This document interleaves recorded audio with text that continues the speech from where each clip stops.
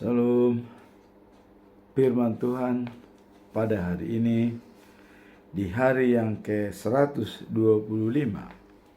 tanggal 5 Mei 2025, adalah diambil dari kitab Roma pasal 1 ayat 20 dengan perikop kesalahan manusia.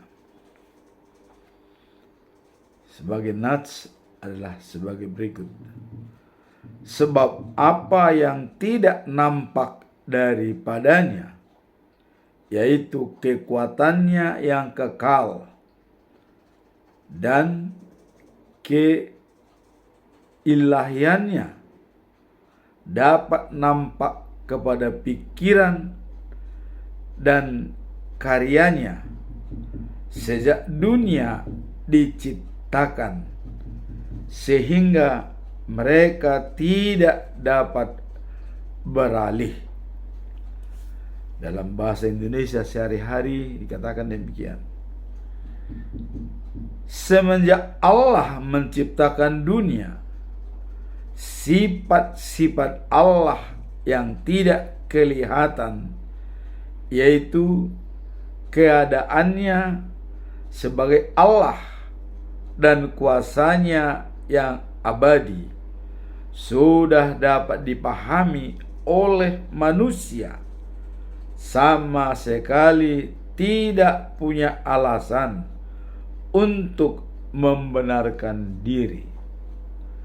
Dalam bahasa Batak Toba Sigenupari di dok sonon, sian mulai dung ditop pada bata portibion, nung apatar tarida pangalahon ni debata nabuni imahwasona na manutungi dohot habadiaonna tarida dui sian akka natinoppa ni debata alani ndang adong debata alai ndang di pengaruh nasida, di pasangap nasida. Ndang adong debata alai ndang di pasangap nasida. Inilah ayat hari ini, dan sebagai pedoman kita dalam bulan Mei, kita tetap menyampaikan dengan topik mengasihi dan mengikuti Yesus dengan setia dalam pertobatan dan doa untuk kesejahteraan bersama seluruh ciptaan.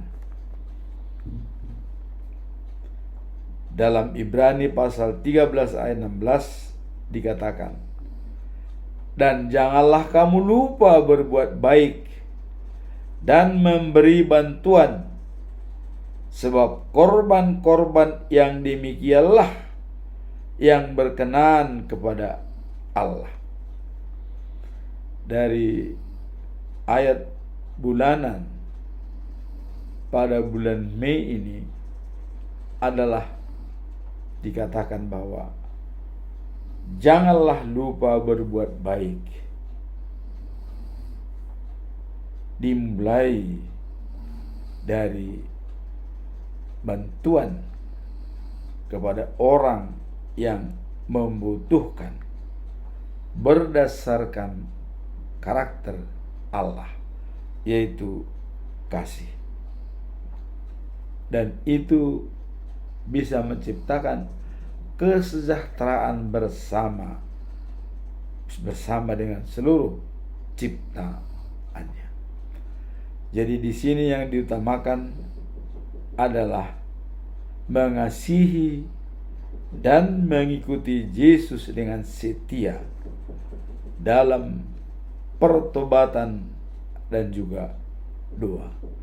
Dengan adanya mengikut Yesus, bertobat dan berdoa, maka kesejahteraan bersama bisa tercapai untuk seluruh ciptaan Tuhan. Itulah pedoman kita selama bulan Mei. Sekarang kita masuk dalam perikop hari ini dalam kitab Roma pasal 1 ayat 20. Kesalahan manusia. Apa sebabnya disebutkan kesalahan manusia? Mari kita lihat makna, pesan moral, dan pembelajaran dari perikop ini. Maknanya, ayat ini menjelaskan bahwa sifat-sifat Allah yang tidak tampak seperti keleluasaan dan kuasanya dapat terlihat melalui ciptaannya.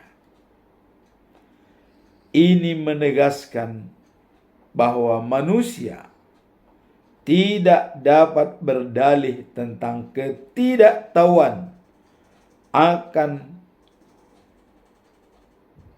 keberadaan Tuhan, karena alam semesta memberikan bukti yang jelas akan kuasa dan kebijaksanaannya.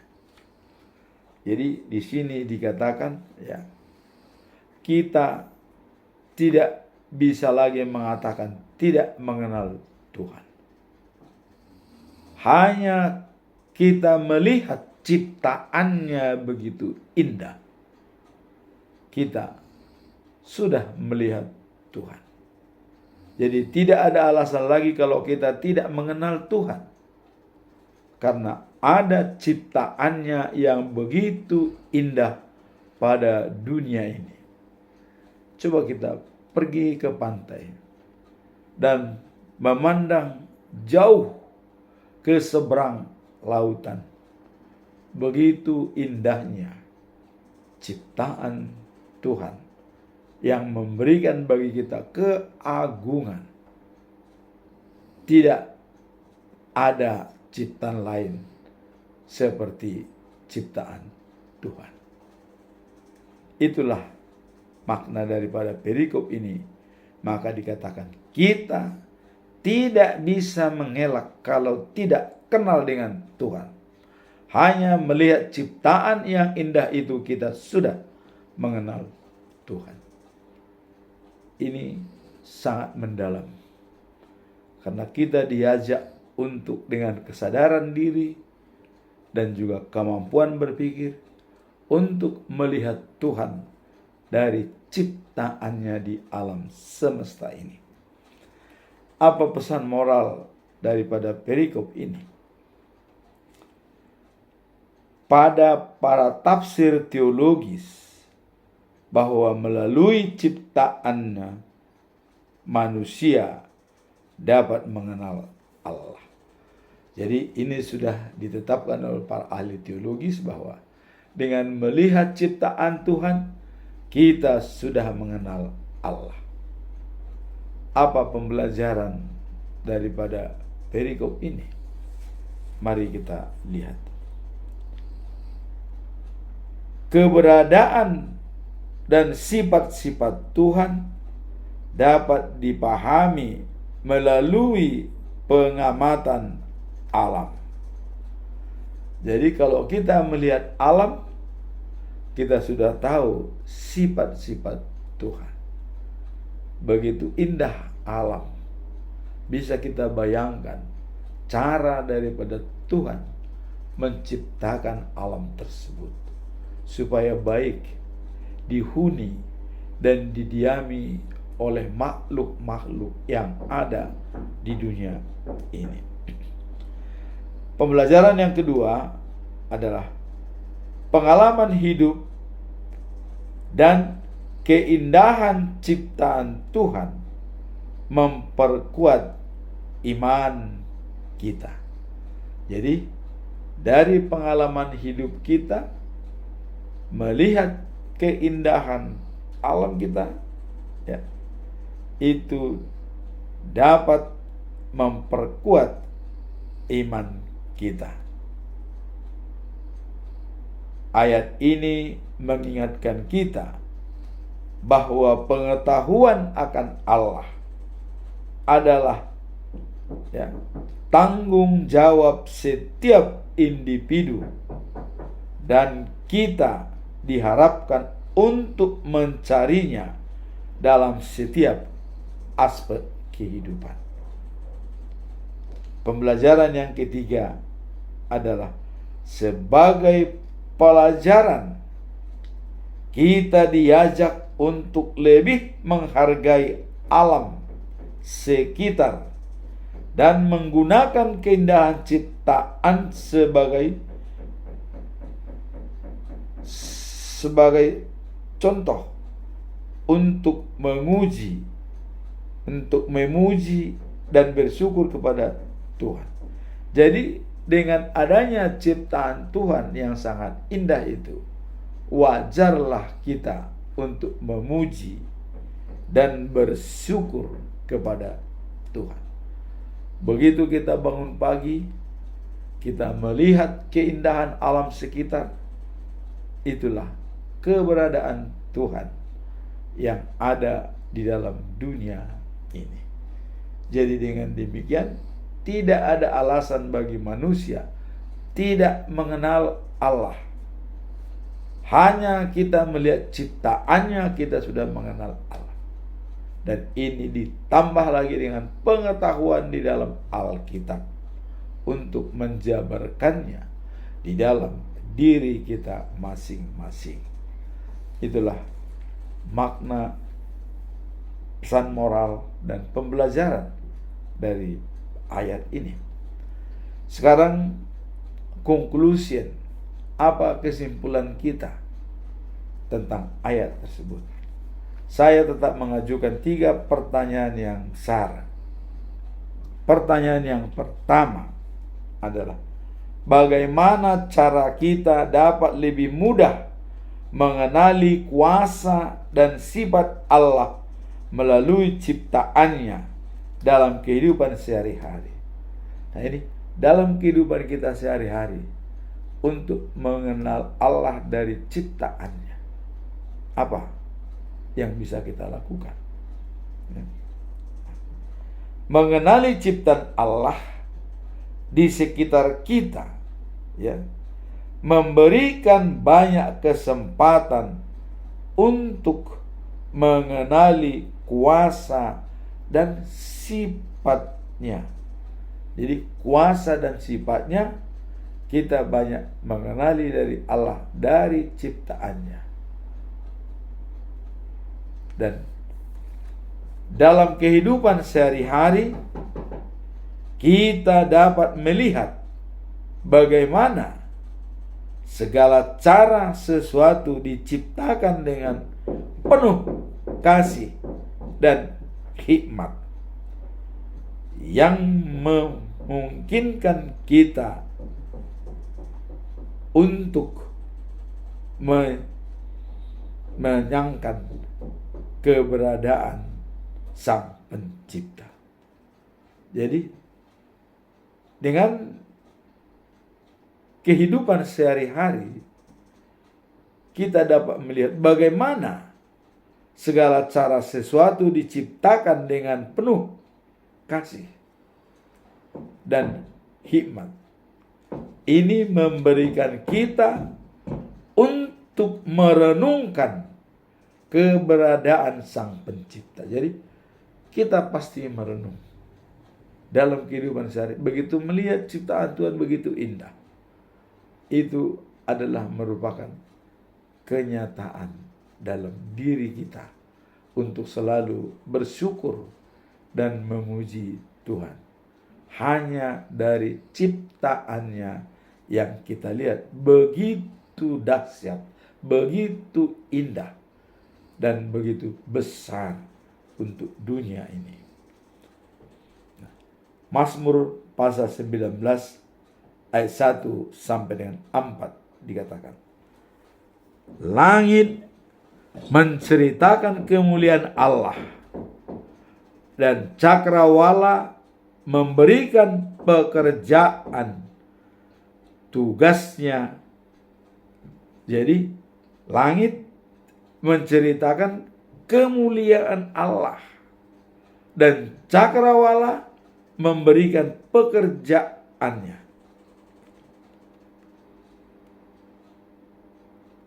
Dalam tangan Tuhan. Jadi pekerjaan tangannya. Apa makna ayat ini?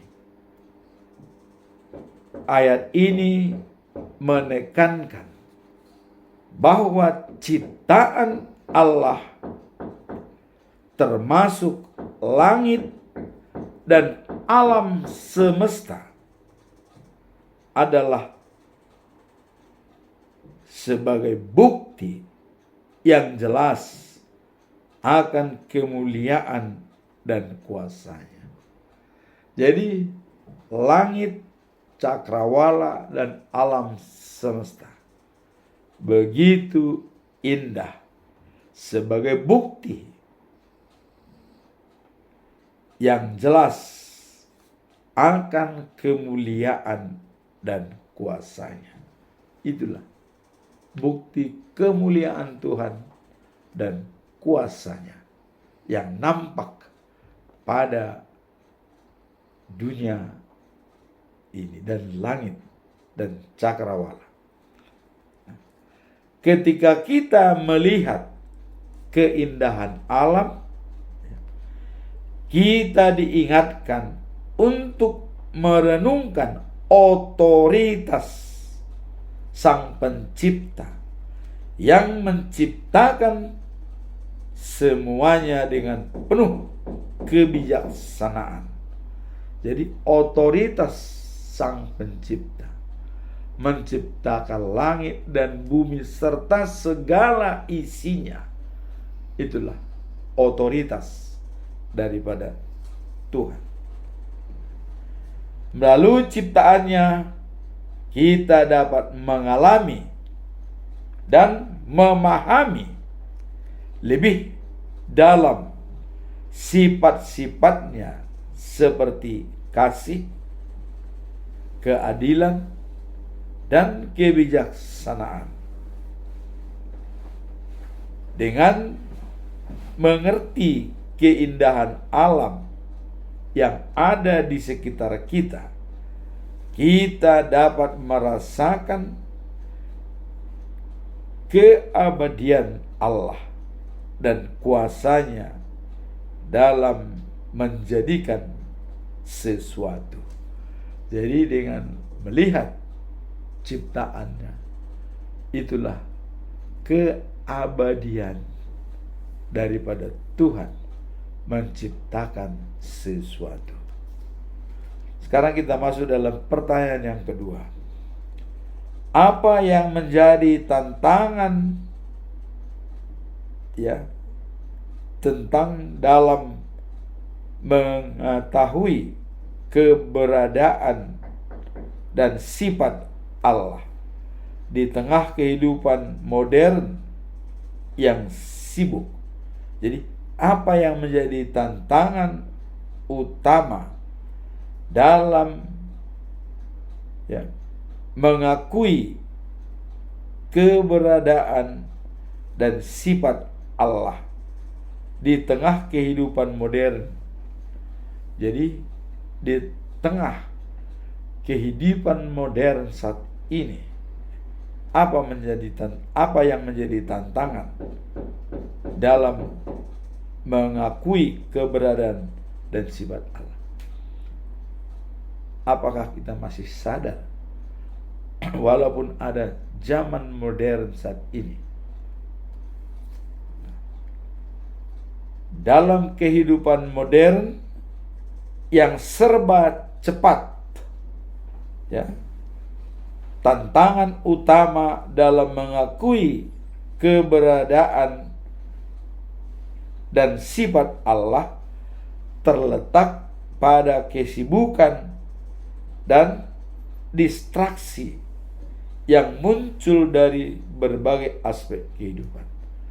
Jadi dalam mengenali keberadaan Allah terletak pada kesibukan kita dan juga distraksi atau pengalihan daripada apa yang kita fokuskan, yang muncul dari beberapa aspek hidup.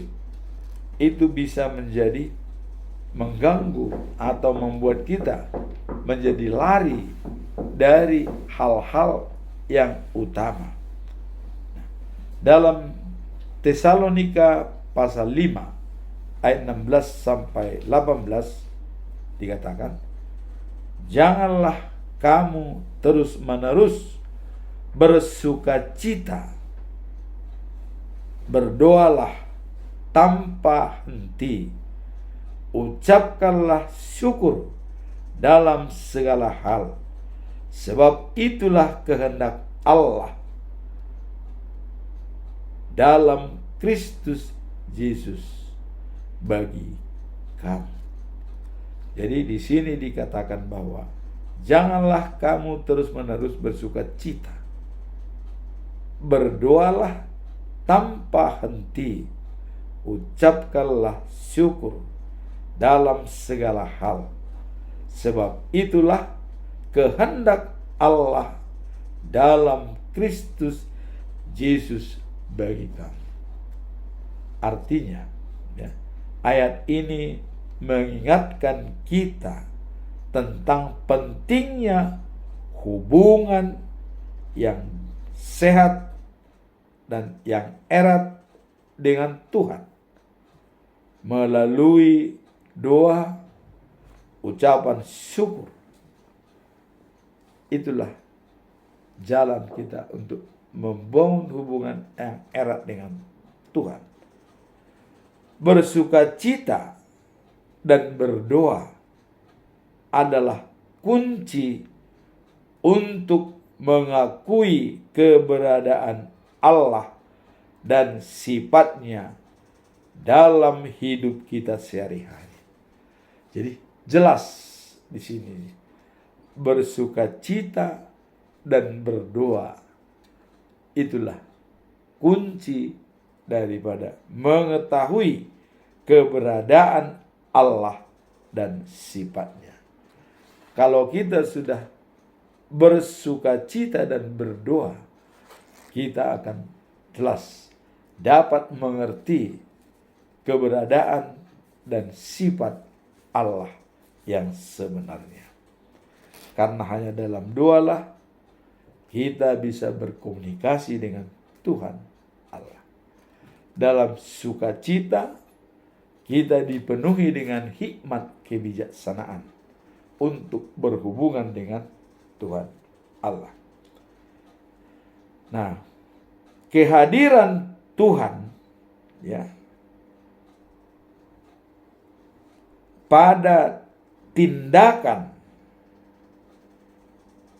dan di alam setiap aspek kehidupan akan berwujud kepada kehidupan kita. Jadi kehadiran Tuhan pada tindakan di alam setiap aspek kehidupan kita, bahkan nyatalah kehidupan yang benar-benar dilindungi oleh Tuhan. Itulah yang dikatakan bahwa apa yang menjadi tantangan utama dalam mengetahui keberadaan dan sifat Allah di tengah kehidupan modern. Kita hanya bisa bersukacita dan berdoa serta merenungkan firman Tuhan. Itulah cara kita untuk menghadapi tantangan yang timbul di dalam zaman modern saat ini, yang banyak distraksi yang bisa mengganggu fokus tujuan kita. Sekarang kita masuk dalam pertanyaan ketiga. Apa dampak spiritual yang dihasilkan dari menjalani hidup sesuai dengan prinsip-prinsip Alkitab, terutama dalam pekerjaan dan interaksi sosial? Jadi di sini dalam interaksi sosial dan menjalani hidup sesuai dengan prinsip-prinsip Alkitab, apa dampak yang secara spiritual bisa kita lihat?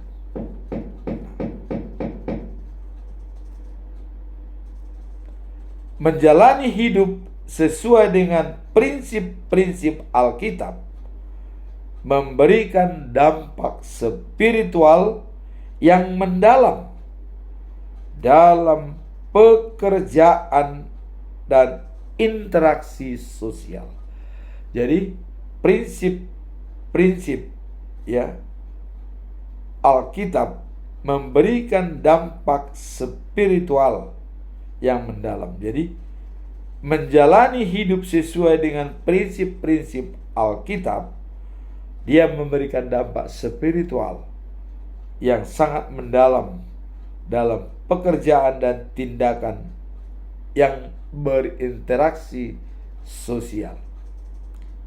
Dalam Kolose 3 ayat 23 dikatakan, apapun juga yang kamu perbuatlah itu dengan segenap hatimu seperti untuk Tuhan dan bukan untuk manusia. Prinsip ini mendorong individu bekerja dengan penuh integritas dan ketekunan yang tidak hanya membangun karakter pribadi, tetapi juga dapat menciptakan dampak yang positif dalam hubungan kerja. Inilah kunci dari semua perikop ini. Bekerja untuk Tuhan, bukan untuk manusia. Sehingga dengan demikian kita sudah menciptakan karakter Tuhan, karakter daripada Allah, yaitu kasih. 1 Yohanes 4 ayat 8 mengatakan, Allah itu adalah kasih. Barang siapa tidak memiliki kasih, tidak mengenal Allah. Jadi kalau kita sudah bekerja untuk Tuhan, bukan untuk manusia, kita sudah senantiasa di jalan yang benar, menjalankan prinsip-prinsip spiritual Alkitab. Artinya sudah memuji dan memuliakan Tuhan, sudah menciptakan syukur pada diri kita karena kita bekerja untuk Tuhan. Maka marilah kita pakai setiap pekerjaan yang kita lakukan adalah sebagai ibadah kita dalam kehidupan sehari-hari. Amin. Tuhan memberkati.